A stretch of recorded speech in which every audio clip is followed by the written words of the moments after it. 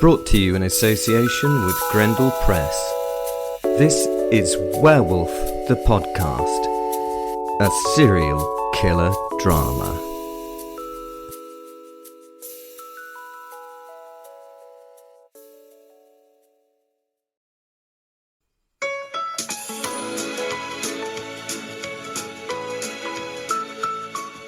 This is podcast. Well, I suppose it is a podcast. I'm a wolf. I guess like they've got pads on there. Never mind.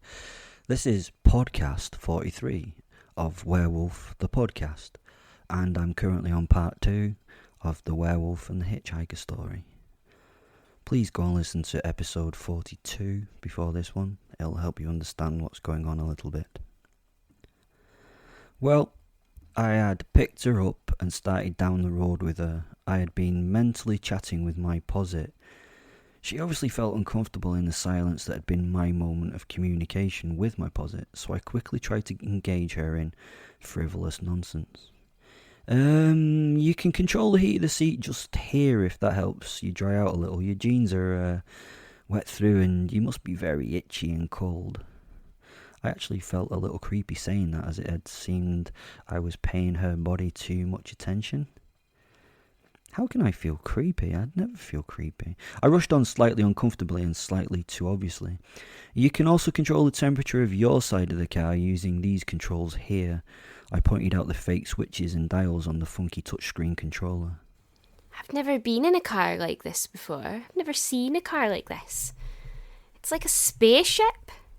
She laughed in wonder. It was a very innocent sound that made the hairs on the back of my neck rise. I touched the screen secretly and set her chair's massage features on, and it set it to the lower back massage. She giggled and wiggled in her seat, moving her hips back and forth in a very arousing manner. I almost crashed as I lost my concentration on the road. Gathering myself, I just focused on what was happening. It was so entertaining. She continued to smile, wiggle and giggle in the moving seat. She now played with the massage settings of the chair, in which she moaned and laughed some more. Many people would have paid exorbitant amounts of cash to watch this over the internet. I caught myself enjoying her enjoyment. I was genuinely laughing and smiling at her pleasure as she explored each of the crazy settings. Whilst fiddling with the controls, she must have accidentally added the heated seat into the mix. She suddenly stopped moving and went very quiet, and with a little look of shock on her face, looked at mine. Oh, please don't think I'm rude. It's just, I feel like I might have peed myself. I'm all wet and warm. She innocently stated. For fuck's sake, sent my exasperated posit from the back scene. Are we in a 1950s farce here or what? I ignored him and laughed and smiled in the enjoyment of her silliness. She was fun. I was having fun with a human. Posit lifted his head and looked at her and then turned and looked at me. Fuck's sake, Will, kill it now, please. She stopped moving as her concentration had gone from the seat and onto me for a while. She was biting her bottom lip in a far too sexy manner for such a young girl. I could sense her thinking about questions that she wanted to ask. She just did not know how to start the conversation. In her discomfort, she slid her hands up and down the leather-covered armrests on either side of her seat. This non-sexual stroking, strangely, was one of the most erotic things I had ever experienced, and I had been part of and seen some of the most outrageous sexual experiences that you could not imagine. Well, you probably could. Most of them were in Berlin. Anyway, looking down at her own feet, then raising her eyes to the car's rearview mirror, she locked her vision into mine, and she hardened the resolve and spoke. My name's Sally O'Neill, she said, offering her hand to me. I looked at the offered hand, not realising that she actually wanted me to shake it. I was a little confused at first. Oh! I took her hand, which was small and soft with skin like silk. I could have easily crushed it, so small and delicate. My name is Fenrir Wolf. I shook her arm gently. Call me Fen, I told her. Fen. Yeah, I like that. I'll call you Fen. I let go of her hand and returned in silence to look at the snowbound road. She sat and stared at me for a long time. I could almost sense the questions forming in her brain as she sat and contemplated and answered most of the questions herself. Saying nothing more, she suddenly started to rub her legs and squirm in her seat, but this time not in a fun way. The damp and cold must have given her an uncomfy situation in the leg and crotch areas. I could sense her discomfort, and I realised that her cold, wet flesh must be now reheating and becoming very itchy. I quickly pulled over to the side of the road in a lay-by. She noticed, and her muscles solidified in her body. I could feel the fear build inside her. I could only imagine what she thought I had on my mind. I got out of the car without saying a word and returned with a blanket, a spare pair of sweatpants and a pair of boxer shorts. I also brought her a t-shirt and an oversized snuggly hoodie. "Why don't you change into these? We can dry your things in the back as we drive. You should be ready to go by Perth." I passed her the blanket and then the clothes onto her lap. She just sat there for a while, looking at the pile of clothes and then at me. It was as though she was making some kind of huge decision about what she was going to do. I made this decision a little easier by asking her a question. "Would you rather I stayed outside the car while you changed?" I asked. She looked at me with her mouth open in a sweet little "oh," an unexpected "oh," as though my question was a bit too, well, nice. She obviously was not used to choosing what to do, but was told what to do. I waited for a response in the snowfall. It gathered on my hair and back and started to gather in the footwell of the car. She shook her head, smiled, and patted the driver's seat as if asking for me to get back into the car and sit with her as she got dressed. I don't think that she was used to being treated like an adult. "Cool," I said as I sat back in the car. "I will get us back on the road again if that's all right. Only get changed if that is what you want to do, but you must be uncomfy there, and to be honest, my leather could do without your wet little arse marking it," I laughed. She giggled in response and dived under the huge blanket where I could hear unzipping and rummaging take place as I indicated again and took myself out into the limited traffic on the road. After a good 10 minutes of the rummaging from the blanket-covered seat, the cover fell to her lap and she looked up at me. Her face was full of gratitude as she sat swamped in my hoodie. She looked so cute, I could have just eaten her right there, and I don't mean in the werewolf sense of the word. I had no idea what the fuck was happening. I was having pleasant feelings for this human. Thanks for being so kind. Others on the road have been...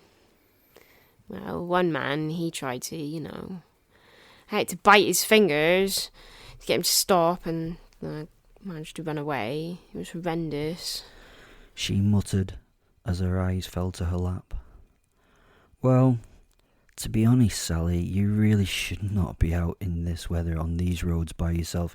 I mean, how old are you, Sally?" 21. She paused. Her body language developed a defensive decorum. The answer was a little too prepared and a little too quick to be genuine. I smiled as I looked at the road ahead. "Fen, why are you smiling?" she asked, a slight tone of hurt in her voice. "Well, to be honest, it's nothing to do with me, but if you're 21, well, then I'm a werewolf," I said. She giggled at this in a very un-21-like way. It sounded much younger mirth. "Why a werewolf?" "Well, it is as unlikely as you being 21, I replied. "If I correctly guess your age, would you be honest enough to tell me?" I asked. "Don't tell me any lies now." She looked at me a little worried, then nodded and smiled, turning her attention once more to the heating controllers on the touchscreen. "I agree to that," she said in an overacted, deep, manly voice. "Well," I said, taking a deep inhalation of her scent, "I think..." "She's 17, butted in the bored thoughts of my posit. "She's fucking 17 years old. Jesus, I can smell her age," he said. I looked at him and his general pretense of disdain and indifference and how it had been broken by the need to know the answer. "I reckon..." "Sally, was it?" She nodded. "That you are 17 years of age. I reckon that you were born in the autumn, maybe October, the end of October, maybe." There was a long silence as she looked out of the side window. I could sense that she was getting nervous about how I would react when I found out. Her body language became more defensive as she hugged herself, hiding her hands in the long sleeves of the larger-than-large hoodie. "I am 17, October 27th. Please don't phone the police or my family. I can't go back. It was...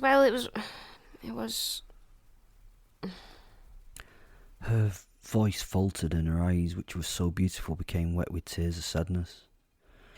She sat hugging herself for some time while I drove and while I thought about my next move. Sally, I can sense that you've had a really tough time of it. I've no intention of telling the police or your family. In fact, I've decided that I will drive you to Manchester myself. How does that sound?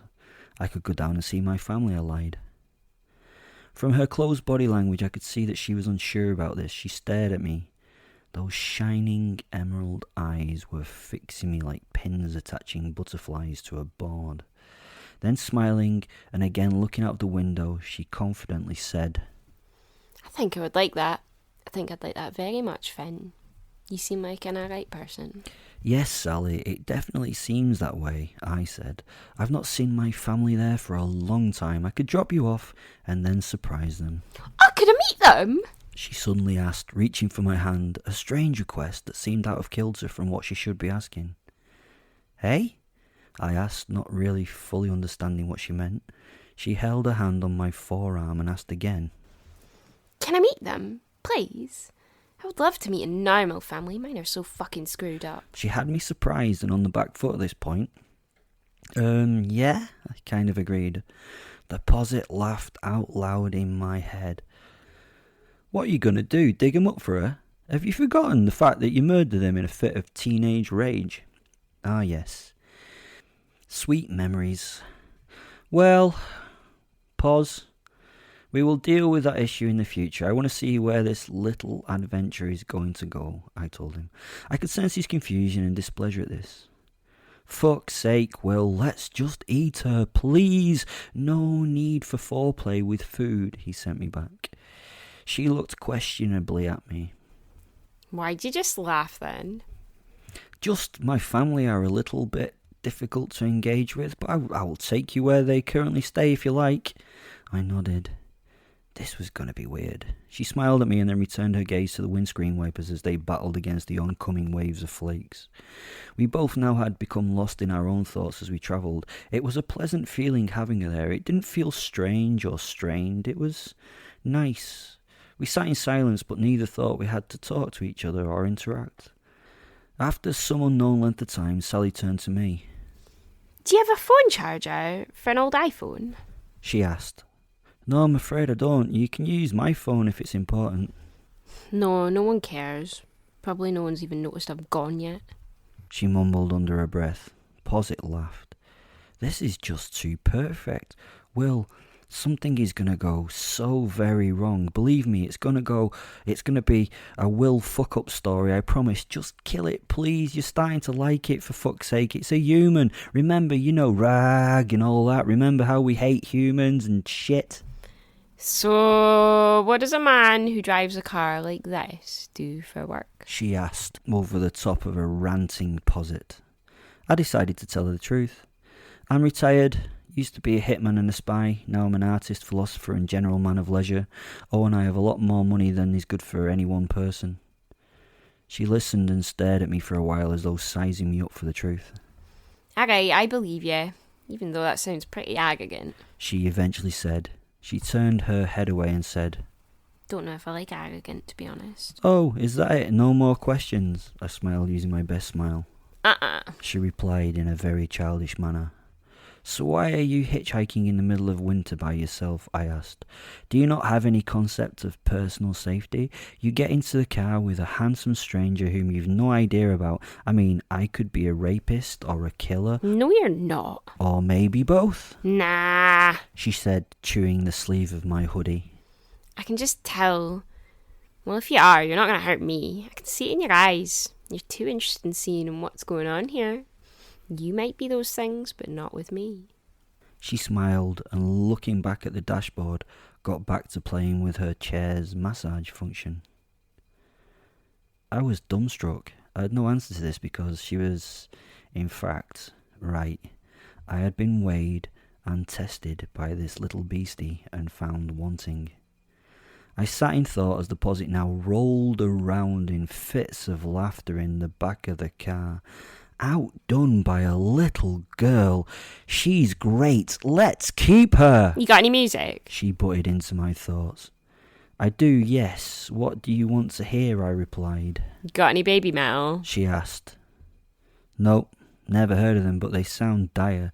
I'll tell you what, this is your opportunity to get a musical education, you lucky young thing. This is Led Zeppelin. This is where we start our journey. Oh, and not with the obvious Stairway to Heaven, but with Black Dog, my song. You only like it for the fucking name, sent my posit, but he was soon lost in the music himself. He has excellent taste in music, just like me. I let the very superior stereo do its thing and let the Land Rover rock out to the tune. I air drummed and sang along with no concern for what the girl might have thought of me. I was having a lot of fun with this human, and it did not involve hurting her. Weird. Sally at first held still with a look of disgust. She gave me the thumbs down and pointed at the stereo, then laughed and joined me in my stupidity, using her phone as a pretend mic. Then it ended, and she looked at me. I give it 5 stars. She said. I nodded in agreement. Out of 27. She added. What kind of fucked up scale is that? I asked. That's the Sally scale.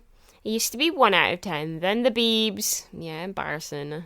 Well, he got a 10, so I had to extend my scale to 20. Then Miley Cyrus broke the barrier, so I had to go up to 25. Then K-pop happened, things got a little crazy. Keep adding stars when necessary. Seriously, Black Dog only scores a 5? I laughingly asked. Okay, She said, raising her hands in pacification. I've rethought, and I'll give it 4. She sat smiling, her chin on her hand, and she winked. I then took her through my favourite songs, and we had a lot of banter as she spent her time ripping musical legends apart one after another. It was so much fun and so unexpected to be fun. I did not get angry at her jibes. I joined in and laughed at the silliness. This little childish dainty was making me enjoy her in a way that I would not normally have expected. Eventually she paused Hendrix and sat in a pretend huff. Okay, I'll bite, Sally. What do you want to listen to? Well, to educate you old folks in your sad palette of music, I think we should listen to Dada Dance by Baby Metal. This is a musical peak and the best it can get. Okay, Horatio, I said out loud to seemingly no one. Yes, sir, answered the car's computerized assistant in a very posh upper crust accent. Please find Dance, she mouthed. Dance, Horatio, old chap? At once, sir, said the AI. The tune was found and it was truly awful. I mean, truly awful. But we laughed about it and had fun as we bantered back and forth about the music. I was having a real innocent good time, and it was really worrying. I turned the music off.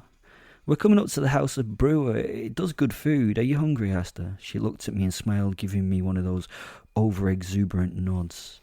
I also really need a wee, she said. So fucking cute. That's the end of the episode. If you want to support the show, there's a link in the description that says support the show. That would be great. Love you. Bye.